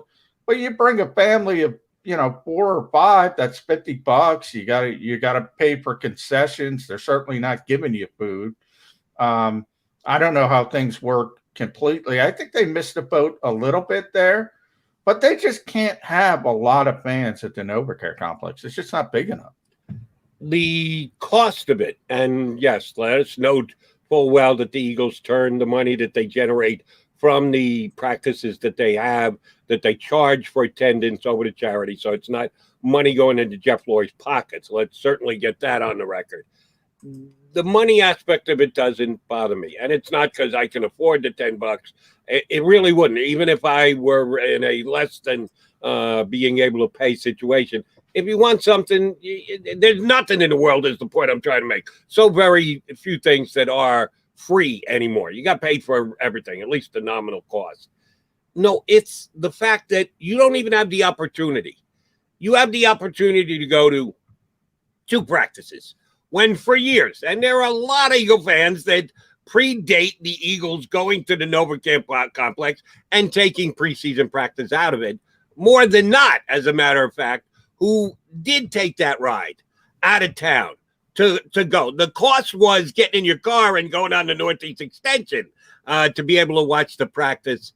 That bothers me more, not the fact that they're actually asking you to pay for something that you used to get for free. Well, that's the way of the world anymore. Everybody charges for everything, and the Eagles are charging too, and they turn around and give it to charity, so we tip our cap for them. I just think that they're putting their fans kind of behind the 8 ball before the season even starts, that you don't have the inside information. You don't have the access to your fans. For the new generation, and you're always talking about turning over your fan base. When you used to be able to go to preseason workouts, getting an autograph. And I remember the lines on those tents. They would have different guys come in and sign autographs, and you would back up for hundreds of yards because you got a chance to do a personal one-on-one with a player, even if it was just say thanks when they sign the autograph. But you got to look a player in the eye. You don't get that anymore. And yeah, they're always going to sell tickets in this town because it's a football-starved town and they love their birds. But I don't know if the passion, we throw that word around a lot. I don't know if the passion is the same. And I think one of the reasons why is you don't have that close personal interconnection relationship that you used to be able to get during the preseason. Yeah, I mean, I used to love old school training camp, Jody. 2-a-days out there, the access, as you mentioned, from a media person, it's even gotten scaled back to a ludicrous degree. I used to walk around the practice field with Mike Tice when he was the head coach of the Vikings. After every practice, after every single practice, a group of us got to walk around with the head coach of the football team and talk about stuff off the record. And if I did that today, I'd get tased, Jody, if I tried to walk around the practice field with the head coach. The world has changed, as you mentioned. So yeah, it's a lot different. I think everybody is going to be back at their facility at some point because it just doesn't make financial sense to move for such a short period of time. The problem for the Eagles, again, is the NovaCare complex, especially when you look at some of these new facilities. The Star in Dallas, the new one for the Rams in Los Angeles is unbelievable. We were out for Super Bowl 52, the Vikings' new practice facility. It's unbelievable. They're behind the 8 ball when it comes to that. They have to think about expanding the NovaCare complex. There is plenty of room, but it's owned by the city. So you have all these politics that enter into it. Until they get the space, there's not going to be a lot of fans. Now, they let fans in, Jody, but it's generally sponsors, VIPs, marketing things, and they have a day. Maybe a company sponsors something, and they'll have tents set up for them, and you get to bring your employees, whatever. They have fans that come, but the old school way of doing training camp, there's no practices. You can't do the old school way. No. It can't be done. And I did many a show from Lehigh for years, went up there. And the thing that always used to get me, John, there'd be one or two guys. Got hundreds of fans sitting on bleachers, standing by the fence, cheering when big plays are made. Just a great atmosphere. But you have one or two idiots who would be up there going when a guy dropped the ball. You stink! Why or how dare you? You don't deserve to wear Eagle green. And I roll my eyes every single time. There's always got to be one in the crowd. And I don't believe for a millisecond that that's why they no longer have practices because of a couple of jerks that would show up. We did talk about with Hard Knocks, we talked about the secrecy aspect of it as well. They don't mind that part of it because they do think they're doing important work, Jody. They do think they're doing CIA level work. And if anybody sees, what they're going to do, I think this league is so ironic to me because, one of the big coach speak things since the beginning of time is execution. And I always bring up Jimmy Johnson, who admitted the Cowboys during their run when they were, Emmitt Smith, Troy Aikman, they had 3 running plays. Everybody knew what was coming. They couldn't stop it. It's all about execution, but they pretend it's just, we're on a different level. We're doing so many things differently. No, you're not. And that's why I brought up Hard Knocks. Nobody's seeing anything. Nobody has lost a game from being on Hard Knocks. Nobody, Jody. Nobody. Now, this may be considered blasphemous, and if it is, I'll take the slings and arrows because you're painting a pretty good picture here of the Eagles' desire to keep certain things, state secrets, under wraps. In other words, they think they're smarter than everybody else in the room. Is Philly the root of this? That they had this play ready to go in the Super Bowl that they hadn't unveiled, that they just put together prior to their playoff run. And then not only did they run it, but they ran it to perfection to a touchdown in the Super Bowl. Is this all because of Philly? No, when I talked about Wednesday installs, the Eagles would always have a play like Philly in there. And that's what they were showing. They were practicing. They practiced Philly for weeks before they broke it out. The big part of that play was having the testicular fortitude to do it at that moment on the biggest stage and then obviously executing it. But Press Taylor was the one who found that play. He found that play from a meaningless Bears Vikings Week 17 game when both were out of the playoff hunt. And the Bears ran it for a 2-point conversion. Everybody steals from everybody in this league. That's a Bears play. And by the way, it's not a Bears play. They stole it from the college level. And the college level probably stole it from the high school level. Everybody steals from everybody in this league. And Press Taylor, as I said, went on record. He got it from that Week 17 game. It was a Bears run play, and they ran it successfully. And he took it to Doug Peterson. The rest is history. So, no, they didn't come up with that play. It wasn't unique. They stole it from somebody else. So, and by the way, Jody, the Eagles are no different than anybody else. As I said, everybody else is the same way. State secrets. We're doing important work here. I think they're all full of Right. A little over the top. All right. I want to run something by you. We talk about it basically on a show in, show out basis. Will the Eagles add another cornerback? Who's going to be the starting cornerback? Are they getting any closer to Steven Nelson? Oh, by the way, I didn't pick up on this. Steven Nelson and Darius Slay communicating on social media? Yeah. How did you get wind of that one, J-Mac? I followed Darius, so, it wasn't very important, but he did have a little back and forth with trying to pull it up as we speak with Steven Nelson. And let me see if I can pull it up. I'm sorry if I got you searching Twitter, but when you mentioned that, Dad, I had not picked up on that. I did not know about that. Is it just 2 NFL guys? Does Darius Slay carry on these social media conversations with other guys under contract in the National Football League, or was this something specific because he's a free agent who might be able to make Darius' life a little easier? Darius tweeted, Nelson Island, which again is silly. You as a Jets fan should take offense to that. And I don't. No, the fact that Revis got the term into the world of the National Football League, so be it. Those who think they can be on an island, more power to them. Yeah. A little confidence, a little cockiness, not the worst thing in the world. John and I will sit in judgment if you actually are an island quarterback, and Steven Nelson, if you don't, if you're going to go there and then not play there, yes, then it's a bad idea. But seeing as he hasn't played it down yet for the Eagles, I'm cool with that.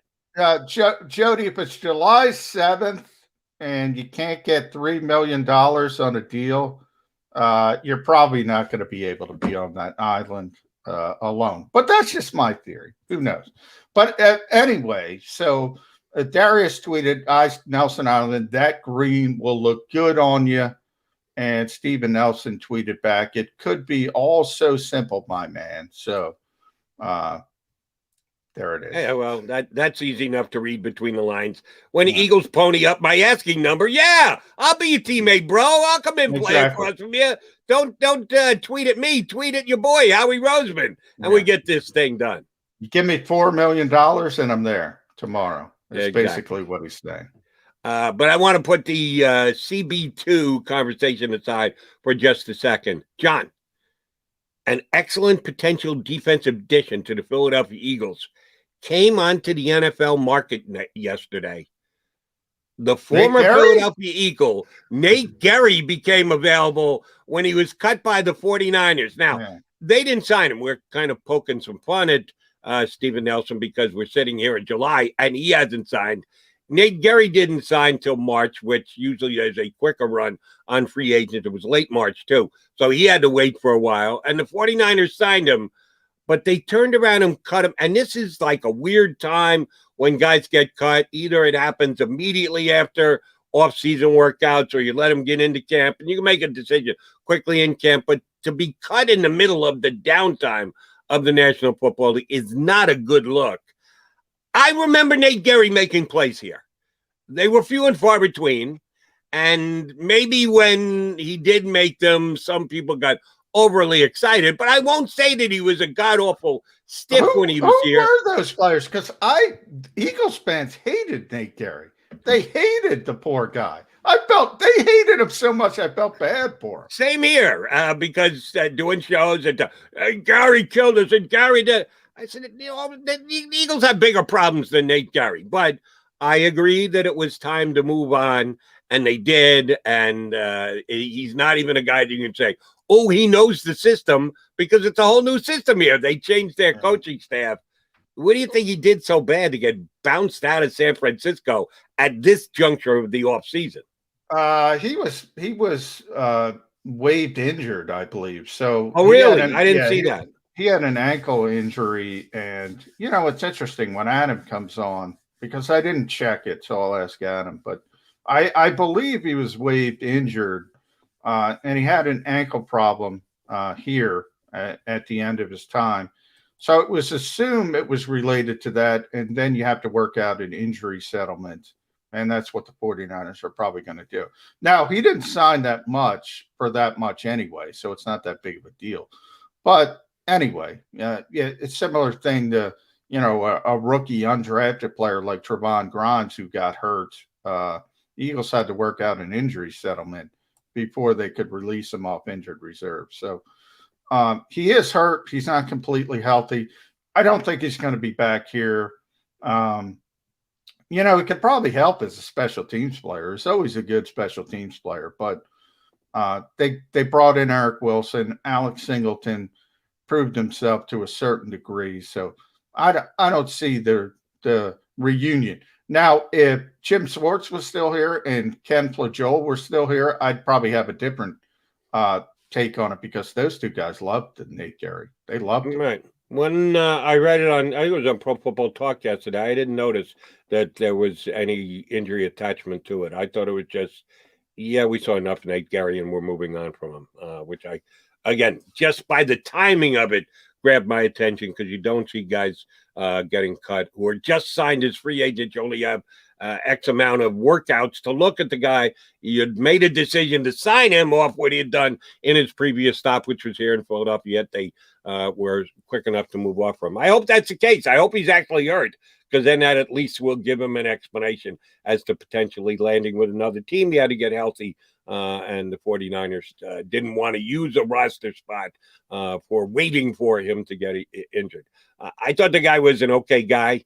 You ever ask him any questions in the locker room? Was he the kind of guy who'd talk to you, or was he? Nate was fine. Hey, he had a nickname, Snake, Nate Gerry. But Ken Flajole loved him. He was the linebackers coach. Jim Schwartz liked him. I would say the year before he played through a core muscle injury, so that's when I started really getting hate for reporting that. What I just said, the coaching staff loved him. Well, I got a lot of hate for saying that. I don't know why you get hate for saying right. You're reporting what someone else says, but nonetheless, Ken Flajole used to talk. He used to call it high-speed internet. His ability to understand what's going on, call the defense, and that type of thing. He wasn't a good player on the field. I'm not going to sugarcoat that. He wasn't quite as bad as people make him out to be. I always say this, Jody. I don't understand. There are some players who this fan base will just not accept any criticism for, and some of them aren't that good. And there are other players that they just can't stand. And Nate Gerry was one of those players. I don't understand why. He was a hard worker. He played through injury. But they didn't like him. Right. Well, and I can give you my own guesstimate. He got burned on some big plays out of the backfield, trying to cover someone. And those things stick in your head. The guy that it reminds me of is Jalen Mills. Jalen Mills got burnt a couple of times on very big plays that the way it developed on television, you could see that he just blatantly got burnt. And people would forget the plays that he would make. He'd actually make plays, but they'd remember the big plays in which he got abused, and then therefore they would take shots at him. I thought he was a guy who took too much grief when he was here, and Nate Gerry was kind of the same way, because there were a handful of really ugly, bad efforts. They thought that came down on every single play, and it just wasn't the fact. All right, D. John McMullen, I'm Jody McDonald. We are the Mac Birds 365 guys. Looking forward to talking to our next guest. We've had him on previously. I've had him on as a guest many a time over the year. NFL insider for SiriusXM and the co-host of the Inside the Birds podcast. Our buddy Adam Kaplan joins us next here on Birds 365. I get scared sometimes.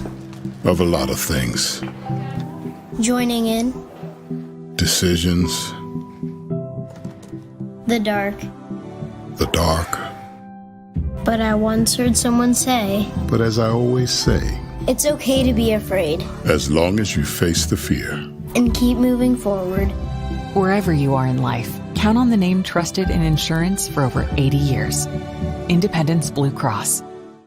The savoring taste of a good bag of beef jerky is so enjoyable at any time of the day, as long as you can find it. Here's what we suggest. Pure Bull Beef Jerky is our answer, and soon it will be yours. Locally produced in the Philadelphia region, this high-quality, healthy protein snack is easy to secure. Go to steersnacks.com, and you'll see hot garlic, tropical heat, Pure Bull dry rub, and our favorite, Huck and Fod.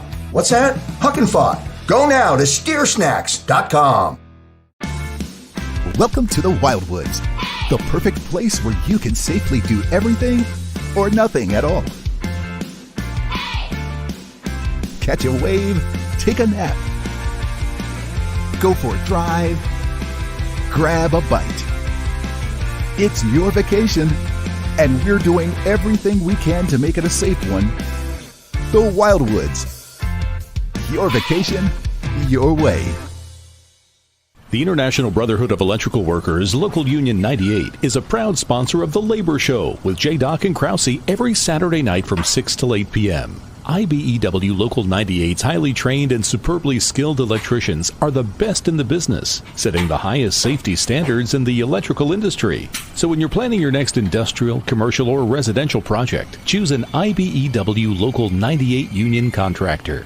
Learn more at ibew98.org.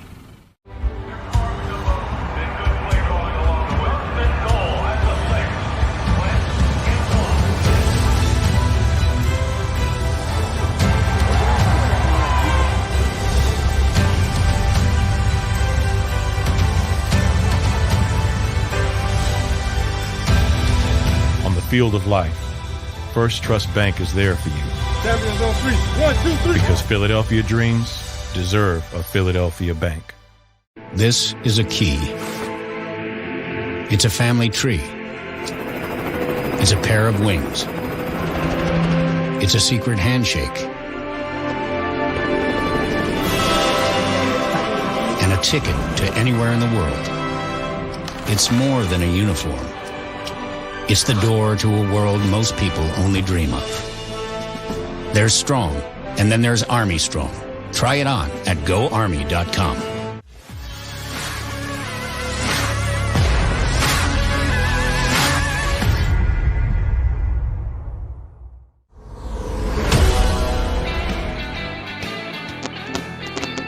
We are your Birds 365 guys, McMullen and McDonald.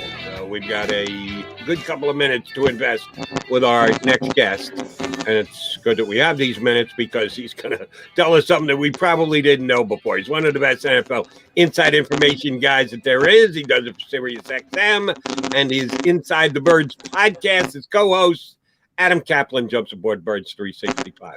How's your down season going, Adam? Jody, good to talk to you. Yeah, down season. Yeah, I wish I had one. Yeah, that's I cover 32 teams, not just one. So I'm constantly trying to get information, and it's been interesting because the coaches have been around the NFL and executives have been on vacation, and you could always do contracts. Some teams are going to do extensions before camp start. 29 teams report by the 27th. There'll be some extensions done. We had one last week. Ryan Ramczyk got one with the Saints, and we'll have more done over the next couple of weeks. But yeah, I'm just kind of trying to get information, playing a little golf, playing a little tennis. Just was at Ron Jaworski's golf deal at the Trop a couple weeks ago at the pool. It's good to see Jaws and Jason Jones, and so some current Eagles, some ex-Eagles. Doug Peterson, by the way, was there. Saw him for a second, but just trying to get ready for training camp and stay in shape. That's the other thing I'm trying to do. Adam, good to see you. One of those potential contract extensions locally could be Dallas Goedert. Dallas confirmed that he was in negotiations for a potential extension. We all know the Zach Ertz situation. Most people don't expect him to be here, whether that's July 27th or it goes into August. Ultimately, from the Eagles' perspective, how desirous would it be to get something done early? Because if this guy bets on himself, Adam, he could be up there with the highest paid tight ends in football. Yeah, John, I wouldn't. What you just said, the latter part, I would not rule that out. I'm not saying he doesn't want a deal and the Eagles don't want to do an extension. They'd like to. But he is so gifted. And we had said on Inside the Birds a couple months ago, after the draft, after Ertz was not traded at that point, we said whether Ertz is on the roster or not, this is going to be Dallas Goedert's breakout season if he could play around a minimum of 15 games. But remember, we have a 17-game season. Yeah. I have to keep reminding myself of that. I keep screwing that up, but it is weird. They just think the world of him. We also were told that this coaching staff absolutely loves this player. I'm guessing some of them from scouting or seeing coaching tape from leading up to the 18 draft. A lot of this offense staff was familiar with him, particularly Steichen, the OC, coming over from the Chargers, Sirianni coming over from the Colts, Kevin Patullo, Sirianni's right-hand man, and others. They were really familiar with him. And he's just one of those rare three-down tight ends that doesn't just block. He does everything well. The one thing, though, he struggles with is staying healthy. We know that.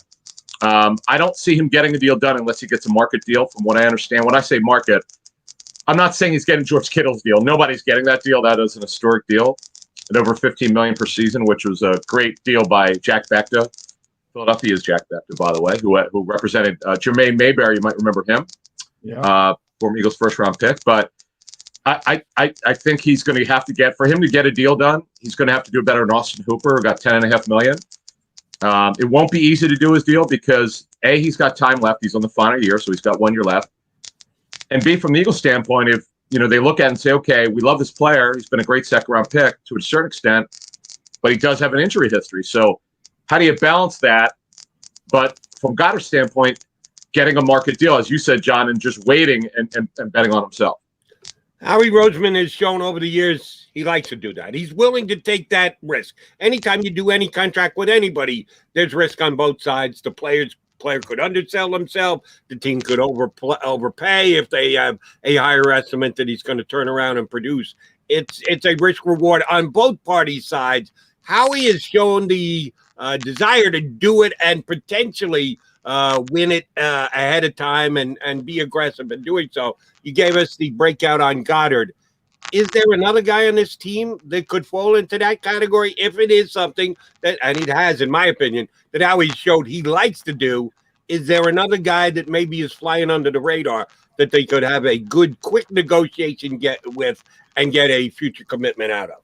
Yeah, a couple. Jordan Mailata, I wouldn't roll that out by the start of the regular season. He's wouldn't be the priority yet that Goedert is. Because Goedert is the future. There's no question he's the guy at tight end. He was drafted to be that guy. He's still that guy as we kind of progress towards the season here in training camp. Now, I say that you have to be careful with Mailata because he is competing against Dillard. We've felt for a long time that Mailata is the landslide favorite, but he hasn't won it yet. They haven't had the real competition. It cannot start till training camp because you can't do anything physical until training camp. So we'll see. And Andre Dillard, look, he's put on the weight. He looks good. I know we don't want to overrate what players say in press conferences, but he certainly seems to say the right things. So we'll see. We'll see what happens there. So, overall, that's going to be a competition that's going to be very, very interesting. Adam, I want to talk to you about Steven Nelson. We got to go down that road. He and Darius Slay had a little bit of a Twitter back and forth, not much, but Darius said that, Steven would look good and green, and Steven came back. It would all be so simple, my man. What are we talking about? 2 million versus 4 million? What is it for the Eagles to get this deal done? Because they have one thing nobody else can offer them, and that's opportunity. He can go and be a significant part of many other teams. Everybody's looking for corners.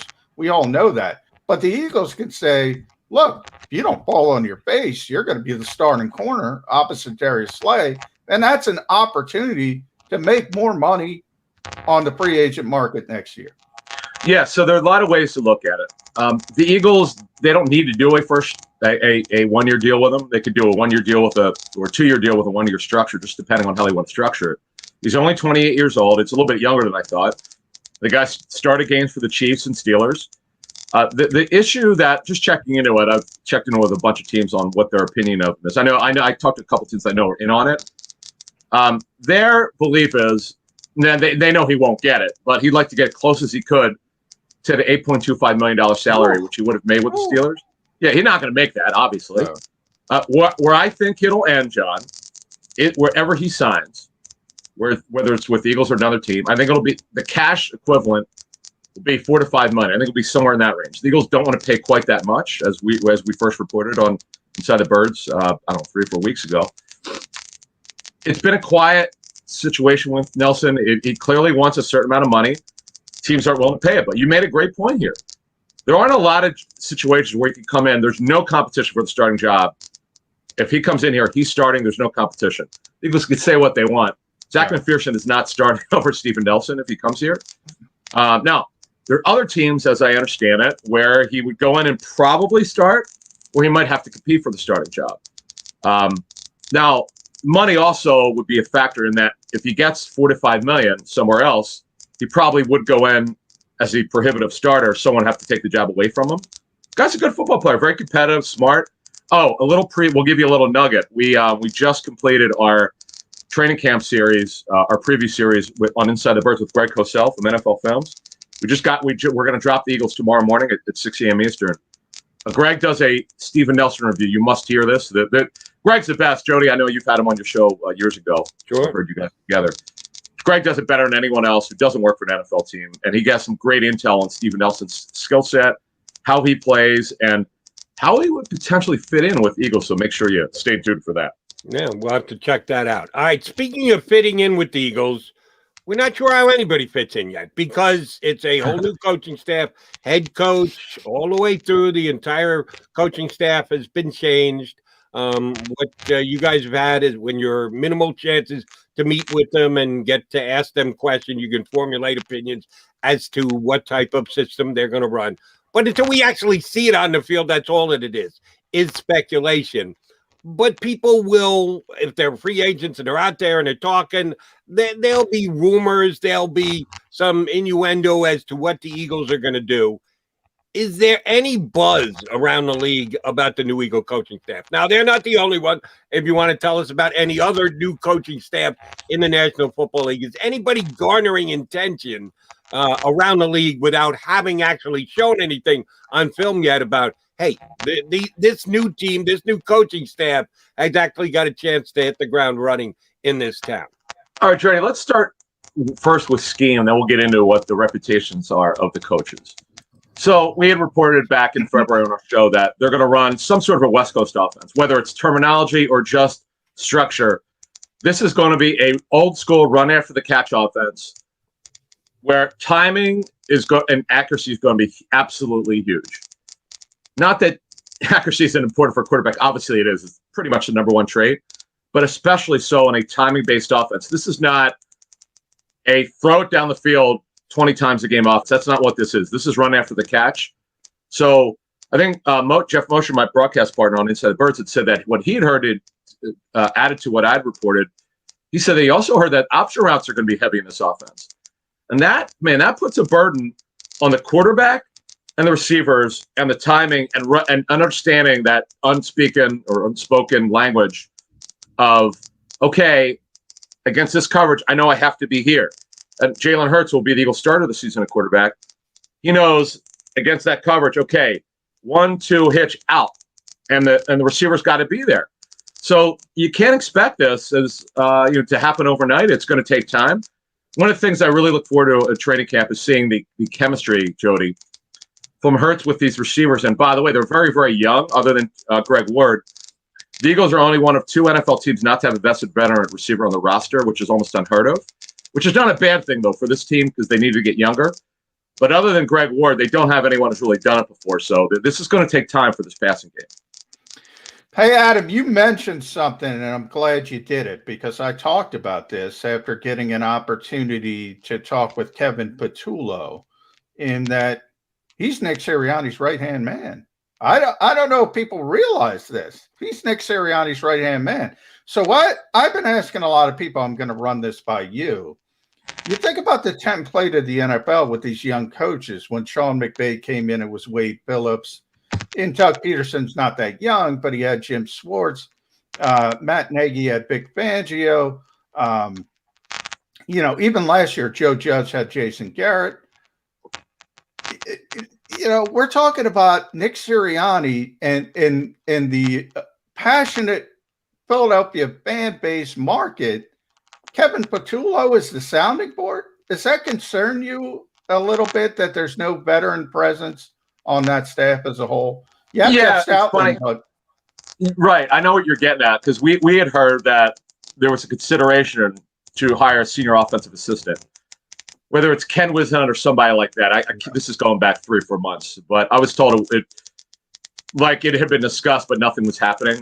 And to this point, nothing's happened. Now, I know the Browns hired Kevin Rodgers. Kevin Stefanski hired his mentor, Kevin Rodgers, in late July last year. So it's not like the Eagles can't add anyone. And you make a fair point. Now, Shane Steichen did a phenomenal job, ironically, taking over for Wisnant as a play caller for the Chargers. Did a great job, considering. And look at, they have the offensive rookie of the year at quarterback with Justin Herbert. Quite frankly, I was shocked that that Brandon Staley didn't want him back. He moved away from Pep Hamilton and Steichen, so that surprised me. Now getting to Patullo, I talked to the Jet source who worked with him. Liked him a lot. Liked his background with receivers and quarterbacks. But you sometimes John, this is what you're talking about, John. You like somebody who's a little bit older, who's been through it before, who's been through the stresses of the so-called high leverage situations. You'd like to have that. And you mentioned Jeff Stoutland obviously has been through it all here with Chip Kelly, Doug Peterson. You see the highest of highs and lowest of lows. You like to see that. We'll see. I don't know that it's going to happen. I wouldn't put the odds of it happening that they're bringing somebody in, but Patullo's his guy. When we were breaking down this in February, we had heard that Patullo is very close to the head coach, and he's a guy that they got to know each other with the Colts very closely. Jason Michael's the guy that he knows from the Colts, obviously, and there's a relationship there.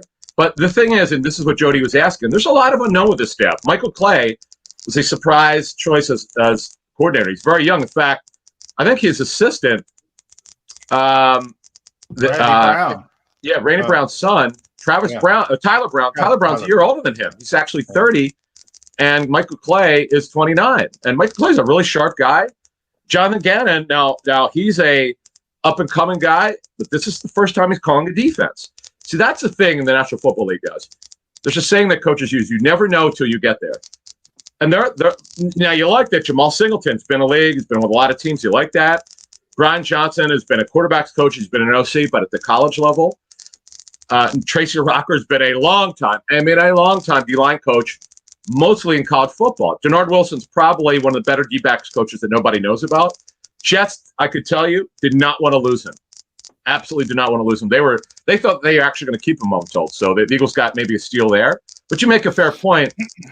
They need to get a little bit more experience, but we'll see how it's handled. All right, Adam, want to spread the focus out a little bit. As you say, you cover all 32 teams in the National Football League, so I'm going to ask you about one in particular. That would be the Green Bay Packers. Aaron Rodgers prominently on display yesterday, playing a little golf. And as a matter of fact, thing worked out for him. Tom Brady loses at golf. He might not lose Super Bowls, but he loses at golf. He's gotten beat twice now. Peyton Manning got the better of Mr. Rodgers. I'll tell you what, though, real quick, Jody, he had a 390-yard drive, Tom Brady. 390. Wow. 390. Is that right? I'm like, yeah. Yeah, I can't believe it. It was 4 feet from the hole, from the pin. It was unbelievable. Well, you know what's funny about golf is if I hit a drive 250, I'm actually going to have a parade. Yeah, I mean, it's you know, it's funny because I was asked in an interview yesterday, who you picking? I said I got to be Brady. How do you bet against the GOAT, the best quarterback of all time? But I didn't. In fact, I'm glad you mentioned this. I didn't even know who won. So they lost, huh? Brady's. Yeah, they did get beat. And oh, by the way, if I drive 250, I then put it in park and get out of the car. That's not even a conversation to be had. But Rodgers did win, and he was asked several times on the broadcast about what's going to happen. Couple of weeks, Packers first practice. And he sloughed it off with, well, we'll see. Well, we'll see. Well, and he did it several times because he can, because we do have a couple more weeks before practice, and he doesn't have to tip his hand if he doesn't want to.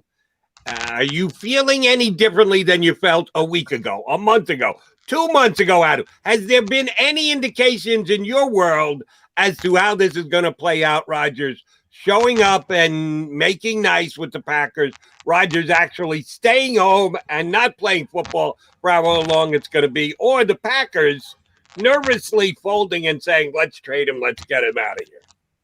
All right, Jody, let me sum this up by this way. I've known since probably October or November last season how unhappy he was.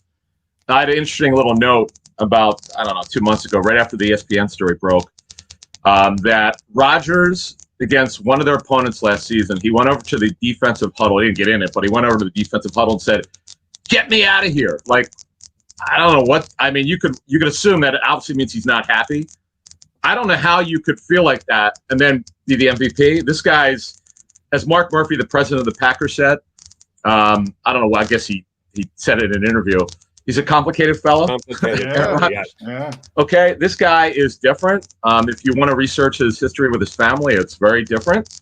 Without getting into that situation, this guy's a complicated fella. Now, is anything changed? No. If I'm going to take him at his word, now what his word is, what had been reported by ESPN that he still wants out, I believe that's true. Here's the way I see it resolved here. So they report on the 27th. If he is not reported by the second week of August, they know he's not showing up. He's willing to lose millions because the fines now are way more punitive than they were in the previous CBA. I would think they would. I think they'd start listening to trades. And if Denver's not first in line, if they haven't been, notice, by the way, there have been no reports about teams calling. It's been very surprising that nothing's been leaked out. It's almost shocking to me. But it's really one of the most complicated situations because his issue is not with the coaching staff or a player. It's the general manager, who's really good. Brian Gutekunst is really good, but the communication was terrible between the general manager and Rodgers in terms of that they were going to draft a quarterback. It wasn't who they were going to draft, but that they were going to draft a quarterback in the first round. And the ironic thing was, in 2005, the Packers did all they could to trade out. They couldn't, and they just went with the highest player on the board, who happened to be Aaron Rodgers. Yeah, with Aaron, Adam, everybody brings up Denver first. If something happens, it's most likely going to be Denver. Washington football team, would they be in that equation? You know what's funny, John? Yeah. On Sirius XM, I was hosting on NFL Radio a couple weeks ago, and so a caller came in and mentioned two things. Well, actually, two calls. Washington was one, like you were saying. The other one I think is way more of a long shot, but someone brought up New Orleans, right? Now, they've always had a cap issue. Rodgers actually may get a new deal with his new team if he gets traded. But I think Washington, I thought that made a little bit more sense because past this season, they have no idea who their quarterback is. They could say all they want about Taylor Heineke competing for the starting job. He will not be. It's going to be Fitzpatrick. But they don't know who their starter is. Now, the other thing that I think we have to look at, extrapolating the situation, if in the end the Packers decide, you know what, he's not showing up, we're going to move him, then you have to ask yourself this question if you're the new team receiving the player. You have to know how long he's going to play. You can't give up potential 2 first-round picks. I don't know if it'd be 3, but 2 first-round picks and not know the guy's going to be around for 3 years. And he has 3 years left on his deal. You can't go into it knowing he might only play 1 or 2 years. You just can't trade for him. All right, Adam, this is something you're going to have to cover, and you might not want to, but there's no way around it. The amount of teams that have the amount of vaccinations to take the restrictions off their team. The number's 85%. I know a bunch of teams thought they'd be at 85% when camp opened. Almost all of them were over 50, so they're at least treading in that direction. A couple of guys have been real honest, executives and coaches who said, yes, if we're not at 85% and you're a guy who's competing for a job and you're right there on the verge of making the team, it could be hazardous to your NFL health. Not your own individual health, but your NFL health if you're not ready to be able to give us the freedom to do what we want to do in practices and the like. How big a story is this going to be? Because you have to be very careful the way you choose your words. You, me, and John could say whatever the hell we want because we have no influence on whether a player is or isn't going to make a team. But certainly the person making those decisions for those teams have to pick and choose their words carefully. How big a story is this going to be as camps open up? It's a story. I'm probably going to do like a 20-point storyline situation.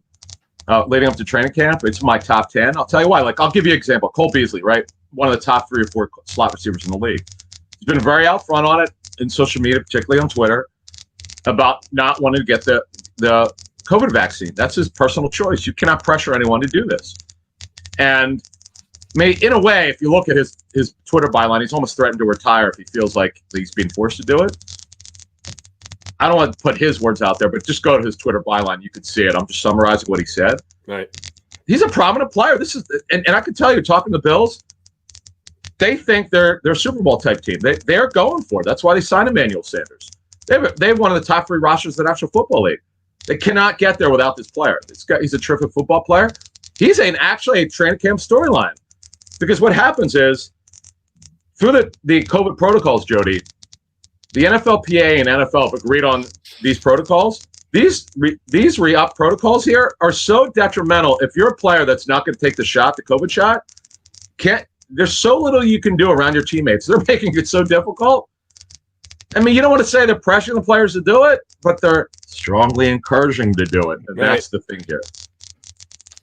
Adam, last one from me, and everybody listen to the Inside the Birds podcast. Adam Kaplan, another friend of the show, Jeff Mosher. Make sure you check out their new show dropping tomorrow at 6 a.m. Adam, the vaccination, you hear whispers. Obviously, everybody's on vacation, but you've seen some high-profile guys, most notably Bruce Arians, who's got all this cachet. Is a 2-time Coach of the Year, Super Bowl winner now, reigning Super Bowl champions. He comes down to, you want to get back to normal, take the vaccine. That's how he handled it. What is the difference between having a coach like that and having a rookie coach like we have here in Philadelphia, Nick Sirianni, who maybe has to be a little bit more political, trying to get everybody up to speed? No doubt. There's no doubt about it. Bruce is a guy that is a no-nonsense guy. He doesn't hold anything back. I mean, I remember him at Temple as a young coach in his early to mid-30s. He's very out there. I've been around Bruce privately. One of the things I respect about him is he doesn't hold anything back. Now, I know what both of you guys are alluding to with your points on this. No team will cut a starting player, okay? I know they're not supposed to anyway. You can't do that. But wink, wink, nod, nod. It comes down to the 53rd guy versus 52 or 53 versus 40, and it's COVID versus non-COVID. I think that could factor into it, whether they got the shot or not. Again, I don't want to put words in anyone's mouth, but John, you've covered this league longer than most people. You know how coaches handle situations. I want to leave Bruce Arians out of this for a second. These things do matter, whether you believe it or not. And Jody wanted to take a deep dive into this stuff. It absolutely will matter. Teams will poo-poo it, downplay it, but teams have done this forever, for decades, and then somehow magically some of these players that you thought might make it don't. But again, they're not cutting starting or key backup players. We'll see what happens, and not everyone's going to do it. That's their own personal choice. And I know there were some coaches that I was speaking to that had not gotten it as of the draft time, but I'm sure they'll do it by training camp because it's just so much harder. And the other thing for coaches is it's even harder because you got to do Zoom. You got to do Microsoft Teams to have meetings. Yeah. If you're not vaccinated, it's a pain in the butt elsewhere. It's going to be a huge story, but right before and then once camp's open. All right, Adam, last one. And I know it's a guy that you have expressed opinions on for years because he deserves it. Bill Belichick. Yeah. He didn't make the playoffs last year. That Brady guy did okay in the playoffs, as in got to throw the Super Bowl trophy off a boat. I'd say he had a pretty good year. Belichick, not so much. They've been very aggressive during this offseason, signing free agents, doing things differently than they've ever done before in New England. If it doesn't work and Belichick has another non-successful season, Bills are the team to beat in the division. I think both the Jets and the Dolphins will be better than they were last year. So the pressure's kind of on the Patriots this year. How's Belichick going to handle that? You know, it all comes to, well, first of all, with him, man, it's his decision. Let's go back to quarterback list with Cam Newton not to play Jarrett Stidham, was the fourth rounder in 2019. He could have, once they were eliminated from the playoffs, the final two games, he decided to play Cam Newton. Newton should have been benched. He was terrible. After a really great start at Seattle, it was an incredible game. I think it was week one. Then it was steadily downhill. I think he wants to prove people right with Newton. But we know, listen, unless he plays above average football, and as you said, they spent a lot of money. They're paying more tight end money than any team has ever done in free agency. That's the tight end position. I've never seen anything like it. 2 tight ends. We know they're going to be a 12-personnel team. But they spent a first-round pick on Mac Jones. So he's a future quarterback. I think Bill, to answer your question, Jody, is the spotlight will be on him for all the decisions. It's all the free agent money. They went all in. And by the way, last year, agents were telling me they weren't spending any money because they didn't have it. And they were not going to do restructures. They were just going to have a year where they weren't spending any money in free agency, and they're putting it all till next year, which is this year. And they did that. And now look, going forward here, I mean, it's not like Belichick's job will ever be in jeopardy, but the criticism will just grow louder. If Cam Newton doesn't play well and gets benched early, and some of these players, Nelson Aguilar, paying him pretty good money. Not surprising, he had a good year despite the drops. He had actually a pretty good year. They spent a lot of money. I think criticism, to answer your question, Jody, will grow louder. If they're not a playoff team, they should be. The Bills are better, but the Patriots now, with all that they spent, they have a very talented team. Some guys come back from the COVID opt-out. They're going to be a wild card team unless their quarterback plays so bad. They're definitely going to be a wild card team. It'll be very interesting to see because Bill Belichick doesn't handle critique and criticism real well, and he could be looking at some of it this year. Adam, we always appreciate it whenever you come on Inside the Bird podcast. New one dropping tomorrow, as he noted.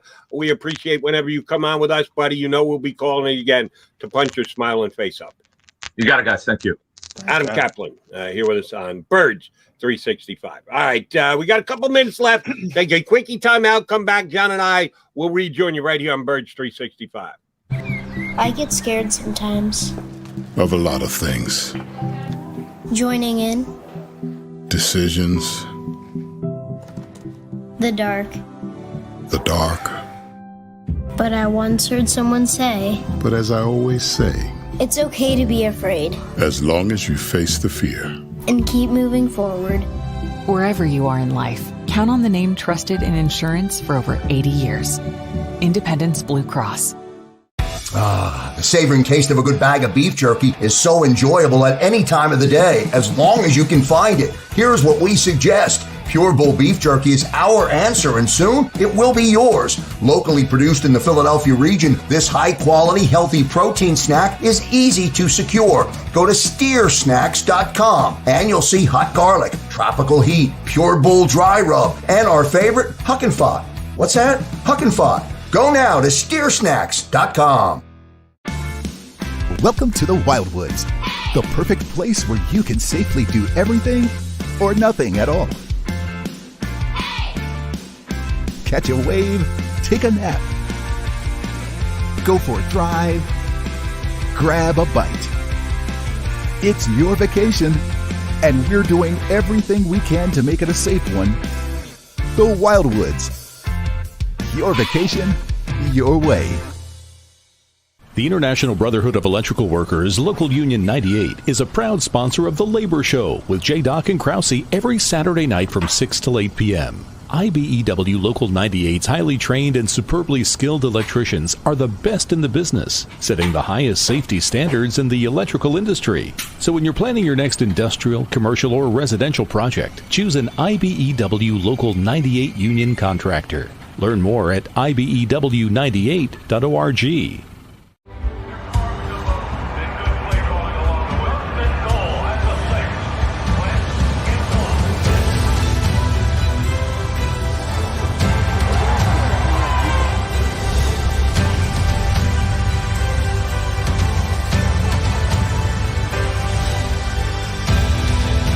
Field of life, First Trust Bank is there for you. Champions on 3. 1, 2, 3. Because Philadelphia dreams deserve a Philadelphia bank. This is a key. It's a family tree. It's a pair of wings. It's a secret handshake. And a ticket to anywhere in the world. It's more than a uniform. It's the door to a world most people only dream of. There's Strong, and then there's Army Strong. Try it on at GoArmy.com.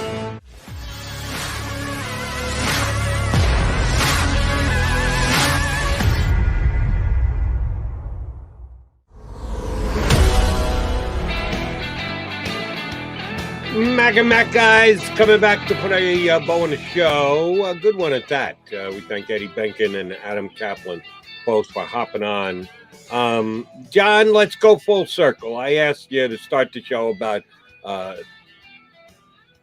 the HBO show, which the Eagles will not be part of. Hard Knocks, which the Cowboys will be the featured team this year. And we kick back and forth.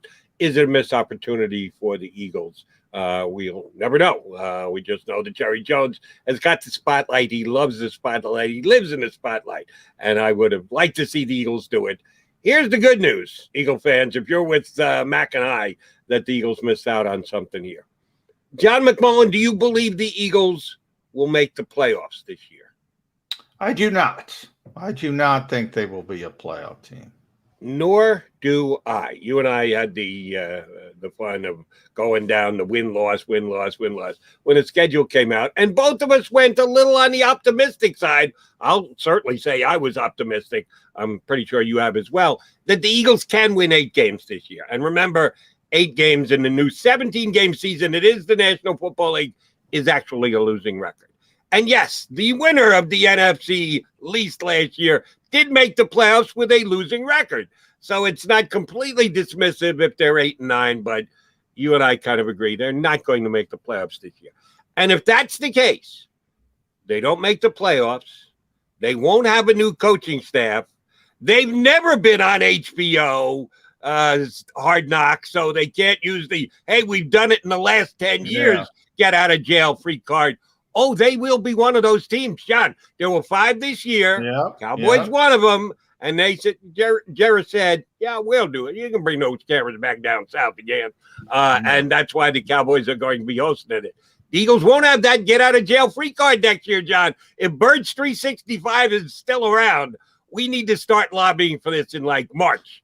Before we ever get to July and the decision is made, we need to start to lobby for Hard Knocks Philadelphia Eagles style. Well, they'll be forced to do it if they do it. And knowing the Eagles, they'll say, well, we did all or nothing for Amazon, so let us out of it.